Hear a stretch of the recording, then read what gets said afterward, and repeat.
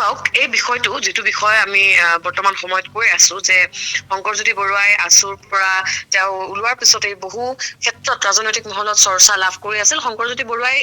পোনপটীয়াকে নহলেও কিন্তু আপতীয়াকে এটা কথা স্পষ্টকে কৈছিল যে তেওঁ আছুত যিহেতু নাই গতিকে খুব সোনকালেই তেওঁ এটা ৰাজনৈতিক দলত যোগদান কৰাৰ কথা তেওঁ নিজেই স্বীকাৰ কৰিছিল কিন্তু কোনটো দলত যোগদান কৰিব সেই কথা তেওঁ নিজ মুখে বৰ্তমানলৈ স্বীকাৰ কৰা নাই তেওঁ কালিৰ দিনটোত যদি আপুনি চাই বা কালি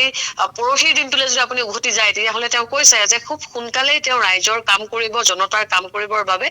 যিকোনো এটা ৰাজনৈতিক দলত যোগদান কৰিব কিন্তু কোনটো দলত যোগদান কৰিব বৰ্তমান পৰ্যন্ত কিন্তু তেওঁ নিজ মুখে স্বীকাৰ কৰা নাই কিন্তু আমাৰ হাতত এখন দীঘলীয়া তালিকা আহি পৰিছে প্ৰায় 19 জনকৈ নেতা যোগদান কৰিব আজিৰ দিনটোত বিজেপি দলত আৰু এই কথাটো আসলে তেওঁলোকে যি ধৰণে সকলোৱে চৰ্চা লৈ আছিল বা চৰ্চিত এটা বিষয় হৈ আছিল সেই ধৰণে কিন্তু তেওঁলোকে জনাব হয়তো বিচৰা নাছিল যাৰ বাবে তেওঁলোকে ইতিমধ্যে তেওঁলোকে দুলীয়াজনৰ পৰা এটা বৃহৎ দল তেওঁলোক ওলাই আহিছে গুৱাহাটী অভিমুখে আৰু ঠিক সন্ধিয়া 6 বজাৰ লগে লগে বাজপেয়ী ভৱনত তেওঁলোকে উপস্থিত হ'ব আৰু বাজপেয়ী ভৱনত উপস্থিত হৈ তেওঁলোকে আজিৰ দিনটোৰ পৰা গেৰুৱা বসন পৰিধান কৰিব কাৰণ সমাগত 2026ৰ বিধানসভা নিৰ্বাচন গতিকে যথেষ্ট তাৎপৰ্য বহন কৰিছে এই সময়খিনিত কাৰণ আগত নিৰ্বাচনৰ সময়খিনিত ইতিমধ্যে বাৰে বাৰে এটা কথা চৰ্চিত হৈ আছে যে যুৱ নেতা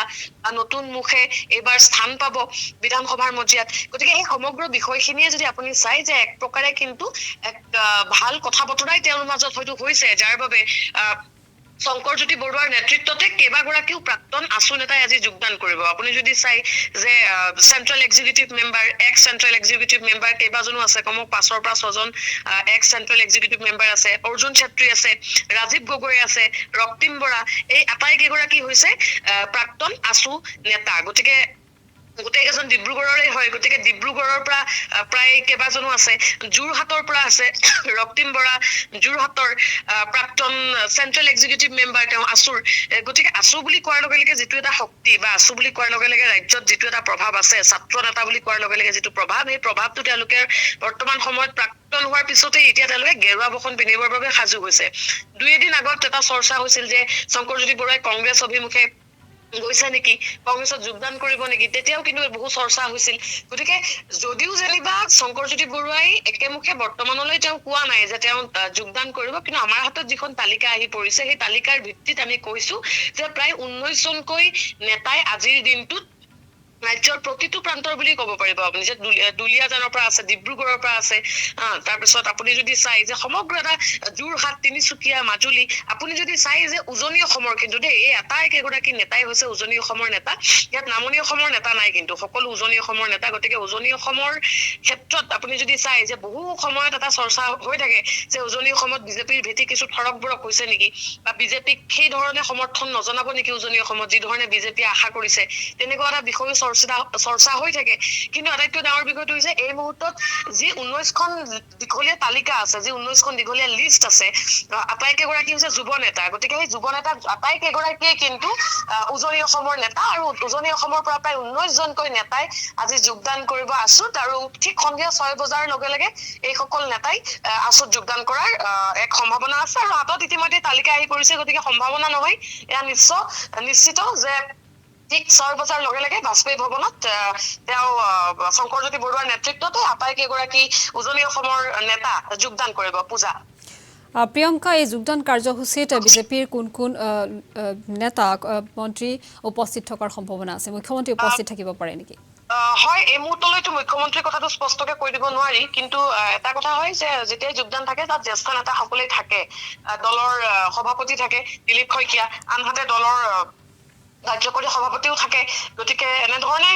জ্যেষ্ঠ নেতাসকলৰ উপস্থিতিতে হ'ব কাৰণ এই যোগদানটো তেনেই এক সৰু যোগদান নহয় কাৰণ এই কাৰণেই নহয় আছু বুলি কোৱাৰ লগে লগে আছুৰ যিটো শক্তি বা আছু যিটো প্ৰভাৱ আচলতে ৰাজ্যত আছে তেনে ক্ষেত্ৰত প্ৰাক্তন আছুৰ নেতা শংকৰজ্যোতি বৰুৱাৰ ক্ষেত্ৰতো বহুত এটা চৰ্চিত নামেই হৈ পৰিছিল এটা সময়ত গতিকে নিশ্চিতভাৱে যিহেতু তেওঁ গেৰুৱা বসন পিন্ধিবলৈ সাজু হৈছে এই সময়ছোৱাত অন্ততঃ জ্যেষ্ঠ নেতাসকলে থাকিব কিন্তু এই মুহূৰ্তলৈ বৰ্তমানলৈ আমি স্পষ্টকে কৈ দিব নোৱাৰিম কিন্তু দিলীপ শইকীয়াটো নিশ্চিতভাৱে থাকিবই কাৰণ দলৰ সভাপতি তাত উপস্থিত থাকে আৰু মুখ্যমন্ত্ৰী উপস্থিত থকাৰ কথাটো এই মুহূৰ্তত কৈ দিব নোৱাৰি কিন্তু তথাপিও হয়তো কিছু সময় পিছত আমি এই বিষয়টোত আমি অধিক খবৰ জনাবলৈ চেষ্টা কৰিম যে কোন কোন উপস্থিত থাকিব কিন্তু দিলীপ শইকীয়া উপস্থিত থাকিব আৰু কোন কোন উপস্থিত থাকিব কিছু সময় পিছত আমি সম্পূৰ্ণকৈ জনাবলৈ চেষ্টা কৰিম পূজা প্ৰিয়ংকা দাস এই মুহূৰ্তত আপোনাক ধন্যবাদ জ্ঞাপন কৰিছোঁ এই বিষয় সন্দৰ্ভত সবিশেষ জনোৱাৰ বাবে আৰু আজি উল্লেখ কৰিব বিচাৰিছোঁ কেইবাগৰাকীও আছু নেতাই যোগদান কৰিব বিজেপিত ইতিমধ্যে গেৰুৱা বসন পিন্ধিবলৈ সাজু হৈছে প্ৰাক্তন আছু নেতা শংকৰজ্যোতি বৰুৱা আজি বিয়লি সন্ধিয়া 6 বজাত বাজপেয়ী ভৱনত এই যোগদান কাৰ্যসূচী আছে আৰু কেইবাগৰাকীও ইতিমধ্যে যোগদান কৰিবলৈ বিজেপিত যোগদান কৰিবলৈ সাজু হৈছে আৰু 26ৰ নিৰ্বাচনৰ পূৰ্বে বিজেপিত শংকৰজ্যোতি বৰুৱা যোগদান কৰাৰ লগতে এই বিষয় সন্দৰ্ভত বিষয়টো এক প্ৰকাৰ ৰাজনৈতিক মহলত চৰ্চা লাভ কৰিবলৈ সক্ষম হৈছে আমি উল্লেখ কৰিব বিচাৰিছোঁ পুনৰ পৰা 19 জনকৈ নেতাই আজি পৰিধান কৰিব গেৰুৱা বসন চাহ জনগোষ্ঠী ছাত্ৰ সন্থাৰ কেইবাগৰাকী নেতাই কৰিব যোগদান কনক গগৈ অৰ্জুন চেত্ৰী ৰাজীৱ গগৈ সত্য বুঢ়াগোহাঁই প্ৰাণজিৎ হাজৰিকাকে ধৰি মুঠ 19 জন কৰিব যোগদান আৰু শংকৰজ্যোতি বৰুৱাই আছুৰ পৰা অব্যাহতি লোৱাৰ পাছতে কোনটো ৰাজনৈতিক দলত যোগদান কৰিব সেই বিষয়ক লৈ চৰ্চা লাভ কৰি আছিল আৰু সেই বিষয়ক লৈ প্ৰশ্ন উত্থাপিত হৈছিল আৰু তাৰ মাজতে এই খবৰ লাভ কৰিব পৰা গৈছে আজি আনুষ্ঠানিকভাৱে যোগদান কৰিব শংকৰজ্যোতি বৰুৱাই প্ৰাক্তন নেতা শংকৰজ্যোতি বৰুৱাই আজি সন্ধিয়া 6 বজাত বাজপেয়ী ভৱনত গেৰুৱা বসন পিন্ধিব লগতে 19 জনকৈ চাহ জনগোষ্ঠীৰ নেতাই আজি বিজেপিত যোগদান কৰিব বুলি জানিব পৰা গৈছে